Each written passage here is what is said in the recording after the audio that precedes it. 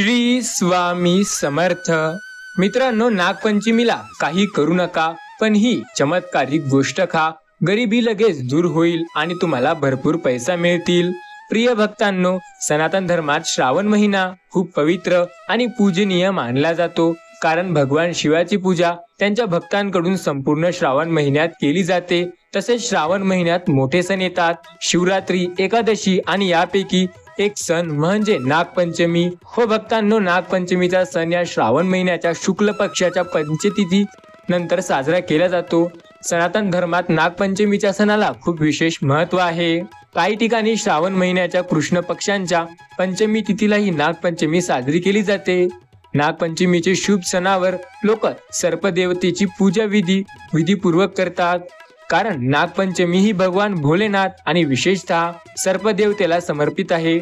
अशा परिस्थितीत मित्रांनो, माता आणि भगिनींनो, असे म्हटले जाते की नागपंचमीला भक्तीने सर्पदेवाची पूजा विधीपूर्वक केल्यास जीवनातील सर्व प्रकारचे दुःख, वेदना आणि पाप दूर होतात. तसेच नशीब आणि आर्थिक स्थिती सुद्धा मजबूत होते. कारण मित्रांनो, सर्पदेवतेला भगवान शिवाचा वन देखील मानला जातो. अशा परिस्थितीत सर्पदेवतेची पूजा केल्याने भगवान शिव प्रसन्न होतात आणि साधकाला सर्पदेवतेसह भगवान भोलेनाथांचा आशीर्वाद मिळतो. ज्यामुळे साधकाचे भोलेनाथांच्या कृपेने अन्न आणि संपत्तीचे भंडार भरले जातात आणि भाग्य सातव्या आकाशावर असते. ज्यामुळे आयुष्यातील आर्थिक संकटे, मानसिक ताण यांसारख्या समस्यांना तोंड द्यावे लागत नाही. कारण मित्रांनो, माता आणि भगिनींनो, नागपंचमीचा हा सण श्रावण महिन्यातील सर्वात मोठा आणि महत्त्वाचा सण मानला जातो. नागपंचमीला भगवान शिवाच्या पूजेसाठी त्यांच्या गळ्यात शोभणाऱ्या सर्पदेवतेचीच म्हणजेच भगवान भोलेनाथाच्या गळ्यात राहणाऱ्या सर्पाची पूजा केली जाते. त्यांची विविध पूजा केली जाते. याशिवाय असे मानले जाते की ज्यांच्या कुंडलीत कालसर्प दोष आहे किंवा तुमच्यापैकी कोणाला कालसर्प दोषाचा सामना करावा लागत असेल तर त्यापासून मुक्ती मिळवण्यासाठी नागपंचमीला हे चांगली संधी असू शकते. अशा परिस्थितीत तुम्ही नागपंचमीला सर्पदेवतेची आणि भगवान शिवाची पूजा केली पाहिजे. तसेच जो नागपंचमीला सर्पदेवतेसह भगवान शिवाची पूजा अर्चना करतो तो कधीही सर्पदंशाने मरत नाही. तसेच नागपंचमीला पूजा केल्याने काल सर्प दोषापासून मुक्तता मिळते. तसेच राहू, केतू आणि इतर ग्रह दोषापासून मुक्त करतात. याशिवाय शास्त्रामध्ये अशा काही चमत्कारिक गोष्टीचे वर्णन केलेले आहे की जर ते नागपंचमीच्या शुभ प्रसंगी या गोष्टी सर्व सर्पदेवतांना आणि भगवान भोलेनाथांना अर्पण केल्या तर तुम्हाला तुमच्या आयुष्यात कधीही गरिबीचा मोह सहन करावा लागणार नाही. तसेच अशाच काही चमत्कारिक गोष्टी आहेत ज्यांचे सेवन जर तुम्ही नागपंचमीला केले तर तुम्हाला पूजा आणि उपवासाचे फळ मिळते. तुमच्या अपूर्ण इच्छा पूर्ण होतात. याशिवाय जर तुमच्या आयुष्यात कर्ज, आर्थिक संकटांचा सामना तुम्हाला करावा लागत असेल तर ते या सर्व समस्यापासून तुम्हाला मुक्तता मिळते. लक्षात घ्या, जीवनात प्रत्येक कामात यश मिळते आणि ज्या घरात माता लक्ष्मी राहते त्या घरात कधीही धनाची कमतरता नसते आणि माता लक्ष्मी हे आपल्याला नेहमी मदत करतात. माता आणि बहिणींनो, असे कोणतेही काम पूर्ण होत नाही. जर ते तुमच्या आयुष्यात तुम्हाला पूर्ण करायचे असेल तर हे खूप चमत्कारिक आणि प्रभावी असा उपाय आहे. नागपंचमीचा सण वर्षातून एकदा येतो, ज्यामुळे या गोष्टीचे महत्त्व आणखीन वाढते. अशा परिस्थितीत तुम्ही चुकून सुद्धा ही संधी गमावू नये. तुम्ही या संधीचा फायदा घ्यायला हवा. याशिवाय मित्रांनो आणि माता भगिनींनो, नागपंचमीचा काही गोष्टी चुकून सुद्धा खाऊ नयेत. कारण या गोष्टी खूप अशुभ आहेत. अशा परिस्थितीत जर तुम्ही चुकून सुद्धा या गोष्टी खाल्ल्या किंवा या गोष्टीचे सेवन केले तर तुमच्या पूजेचे फळ व्यर्थ जाऊ शकते. भगवान शिवाने दिलेल्या या काही गोष्टी आहेत ज्या महत्त्वाच्या आहेत. भगवान भोलेनाथ आणि नागदेव तुमच्यावर रागावू शकतात, ज्यामुळे तुम्हाला भगवान भोलेनाथ आणि नागदेवताच्या आशीर्वादापासून वंचित राहू शकता आणि तुमची इच्छा अपूर्ण राहू शकते. मग तुम्ही म्हणाल की आम्ही पूजा केली, आम्ही उपवास केला, तरीही आम्हाला पूजा आणि उपवासाचे फळ मिळाले नाही, आमची इच्छा अपूर्ण राहिली. याशिवाय या गोष्टीचे सेवन केल्याने तुमच्या घरात सकारात्मक ऊर्जा पसरू शकते आणि जर तुम्हाला घरात नकारात्मक ऊर्जा पसरलेली असेल तर तुम्ही जीवनात यश मिळवू शकणार नाही. तुमचे पूर्ण जीवन हे पूर्णपणे बिघडू लागते. भक्तांनो, नकारात्मक ऊर्जा माणसाच्या आयुष्यात माणसाला पुढे जाऊ देत नाही. ती नेहमी कोणत्या ना कोणत्या कामात अडथळे निर्माण करते. अशा परिस्थितीत मित्रांनो आणि मातांनो, एक गोष्ट लक्षात घ्या की या व्हिडिओद्वारे मी तुम्हाला सांगेल की 2025 मध्ये यावर्षी नागपंचमीचा शुभ पवित्र सण कधी साजरा केला जाईल पूजा करण्याचा शुभ मुहूर्त कोणता असेल, जेणेकरून शुभ मुहूर्तावर पूजा करून तुम्ही भगवान भोलेनाथ आणि नागदेवताचा आशीर्वाद मिळवू शकाल। याशिवाय व्हिडिओमध्ये मी तुम्हाला हे देखील सांगेल की नागपंचमीचा भगवान भोलेनाथ आणि नागदेवताला कोणत्या वस्तू अर्पण कराव्यात आणि कोणत्या वस्तू या सणाच्या दिवशी भगवान भोलेनाथ आणि नागदेवतेला अर्पण करू नये। चमत्कारी गोष्टींचे कोणते सेवन केल्याने तुम्ही तुमचे नशीब आणि भाग्य उजळू शकता आणि जीवनात आनंद, संपत्ती आणि समृद्धी मिळवू शकता। यासोबत नागपंचमीला कोणत्या गोष्टी खाऊ नये हे देखील आपल्याला कळेल, ज्यामुळे भगवान भोलेनाथ आणि नागदेवता रागावतात आणि तुमच्या इच्छा पूर्ण होऊ शकत नाहीत। या व्हिडिओमध्ये तुम्हाला सर्व शंका दूर करून मिळणार। या व्हिडिओमध्ये तुम्हाला सर्व प्रश्नांची उत्तरे मिळतील, कारण आमचा उद्देश तुम्हाला माहिती आणि ज्ञान देणे आहे। पण त्याआधी जर तुम्ही भगवान भोलेनाथ यांचे खरे भक्त असाल आणि तुम्हाला निरोगी राहायचं असेल आणि भगवान शिव, माता पार्वती सोबतच नागदेवतेचा आशीर्वाद तुमच्यावर सदैव राहायचा असेल, तुमच्या संपूर्ण कुटुंबावर नेहमी राहा असं वाटत असेल, तर हा व्हिडिओ तुमच्या भक्तीने नक्कीच एक लाईक करा। सोबत चॅनलवरती नवीन आला असाल तर चॅनलला सबस्क्राईब करा आणि कमेंट बॉक्समध्ये हर हर महादेव, ओम नमः शिवाय, जय जगदंबा, जय नागदेवता अशा खऱ्या मनाने लिहून तुम्ही भोलेनाथ आणि नागदेवतांची तुमची प्रति जे भक्ती आहे त्यांच्या प्रती ते तुम्ही व्यक्त करू शकता। मित्रांनो, तुमच्यासोबत किंवा तुमच्या भावा बहिणींसोबत किंवा मोठ्या नात्यांसोबत हा व्हिडिओ तुम्ही नक्की शेअर करा, जेणेकरून त्यांनाही माहिती कळेल आणि त्यांनाही पुण्य प्राप्त होईल। तर मित्रांनो, सर्वप्रथम आपण तुम्हाला सांगूया 2025 मध्ये यावर्षी नागपंचमीचा शुभ सण कधी साजरा केला जाईल, पूजा करण्याचा काय शुभ काळ असेल, कोणता आहे हा काळ ज्या वेळेला पूजा करणे अत्यंत भाग्याचे मानले जाते, या दिवशी कोणता शुभयोग तयार होत आहे। तर प्रिय भक्तांनो, आपण सर्वांना सांगूया की 2025 मध्ये श्रावण महिन्यातील शुक्ल पक्षातील पंचमी तिथी 28 जुलै रोजी 11:24 सुरू होईल आणि 30 जुलै रोजी पहाटे 12:46 संपेल। अशा परिस्थितीत उद्या तिथीनुसार मंगळवार वार 29 जुलै रोजी नागपंचमीचा उत्सव साजरा केला जाईल। याशिवाय नागपंचमीच्या शुभ प्रसंगी पूजा करण्याचा शुभ काळ म्हणजे पूजा करण्याचा शुभ काळ सकाळी 5:41 ते सकाळी 8:23 पर्यंत असेल। अशा प्रकारे पूजाचा एकूण कालावधी सुमारे 2 तास 43 मिनिटे असा असेल आणि यावेळी पूजा करून तुम्ही भगवान भोलेनाथ नागदेवतेचे आशीर्वाद मिळवू शकता, ज्यामुळे तुमच्या जीवनात सुख, शांती आणि समृद्धी राहील आणि संपत्तीमध्ये आशीर्वाद मिळेल। तसेच मित्रांनो, यावेळी नागपंचमी तिथीला शिवयोग आणि रवी योग तयार होत आहे, सोबत लक्ष्मी योगाचा एक अतिशय शुभ योग तयार होत आहे।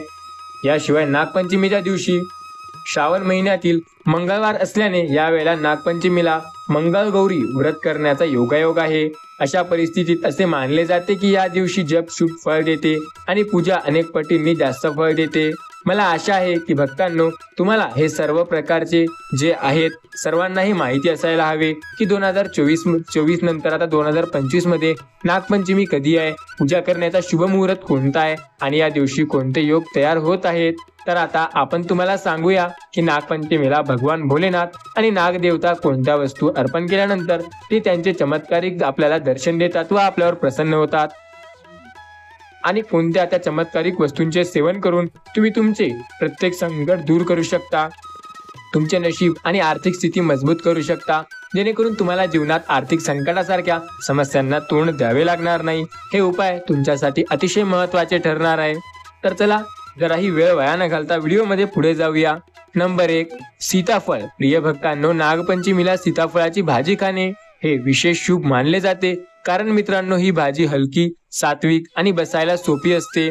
लक्षात घ्या, तसेच पुराणामध्ये असे म्हटलेले आहे की ही भाजी सर्पदेवता आणि भगवान शिव यांची प्रिय मानली जाते, कारण त्यांना कोणताही तामसिक गुण नाही। अशा परिस्थितीत तुम्ही त्याची भाजी भक्तीने तयार करावी आणि ती भगवान भोलेनाथ आणि सर्पदेवतेला अर्पण करावी आणि नंतर पूजा करावी आणि भोग दिल्यानंतर तुम्ही ती स्वतः खावी। असे केल्याने त्या भाजीचे महत्त्व आणखीन देखील वाढते आणि तुम्हाला मानसिक शांती, आनंद आणि सौभाग्य मिळते आणि घरात सकारात्मक ऊर्जा राहते। भक्तांनो, आता दुसरा उपाय हा सुद्धा खूप सोपा आणि चांगला उपाय आहे। या उपायाने सुद्धा तुमच्या जीवनात तुम्हाला सकारात्मक परिणाम जाणवायला लागेल। भक्तांनो, दुसरा उपाय आहे चंदन आणि फुले। हो भक्तांनो, हिंदू धर्मात चंदन आणि फुलांचे खूप विशेष महत्त्व आहे, कारण चंदन आणि फुले हे देवदेवतांची पूजा आणि नैवेद्य दाखवण्यासाठी वापरली जातात। अशा परिस्थितीत भक्तांनो, नागपंचमीच्या दिवशी तुम्ही भगवान शिवाला चंदनाने त्रिपुंड लावावे असे मानले जाते की असे केल्याने देवांच्या देव महादेव हे अत्यंत प्रसन्न होतात आणि आशीर्वाद देतात आणि ज्याच्यावर महादेवाचा आशीर्वाद असतो त्याचे कोणतेही काम अपूर्ण राहत नाही। याशिवाय नागपंचमीच्या दिवशी सर्पदेवता आणि शिवलिंगाला फुले अर्पण करणे शुभ असते। असे मानले जाते की असे केल्याने व्यक्तीची इच्छा पूर्ण होतात आणि सुख समृद्धी मिळते। यासोबत रखडलेल्या कामांनाही गती मिळते।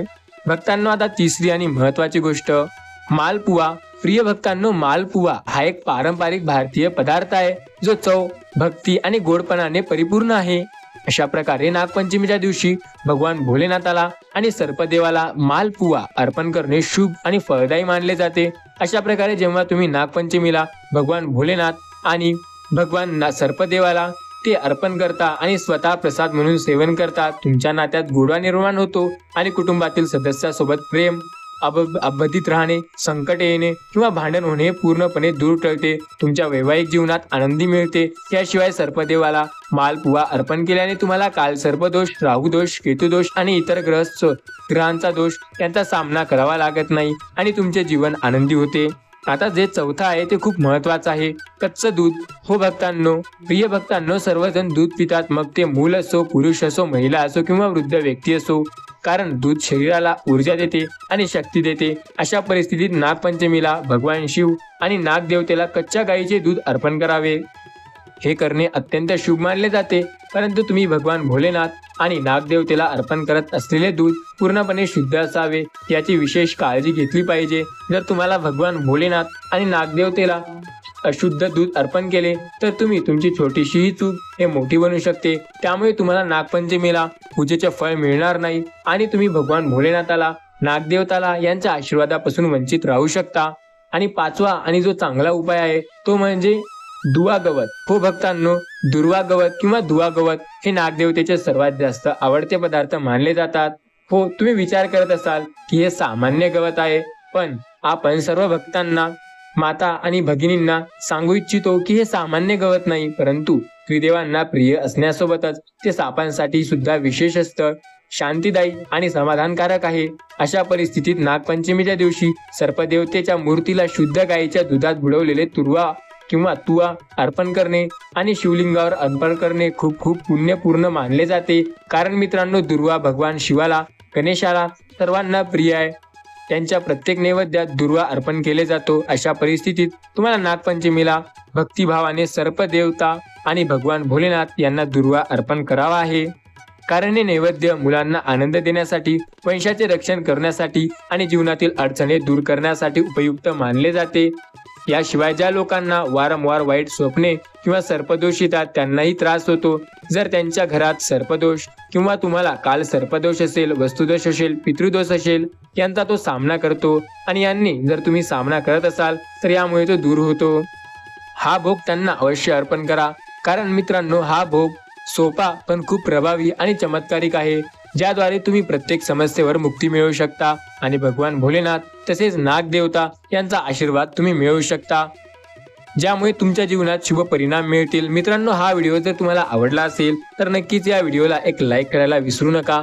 सोबत चॅनलवरती नवीन आला असाल तर या चॅनलला जरूर सबस्क्राईब करा। आम्ही जे आज तुम्हाला या व्हिडिओमध्ये जे प्रत्येक गोष्ट सांगितलेली आहे भगवान नागदेवतांची आणि भगवान भोलेनाथाची, जे आम्ही तुम्हाला छोटे मोठे चांगले जे उपाय सांगितले आहेत ते तुम्ही एकदा नक्की करून बघा। हे उपाय दिसायला, ऐकायला खूप साधे आणि सोपे वाटतात, पण जेव्हा तुम्ही हे उपाय करून बघाल तेव्हा याचे परिणाम तुम्हाला फार मोठे मिळतील। भक्तांनो, लक्षात घ्या, आपल्या आयुष्यात अपार संकटे असतात, ते संकटांचा दूर करण्यासाठी हे उपाय फार प्रभावी ठरतात। त्यामुळे तुम्ही एकदा का होईना हे उपाय नक्की करून बघा। तुमच्या जीवनात सकारात्मकता आणण्यासाठी हे उपाय खूप प्रभावी ठरू शकतात।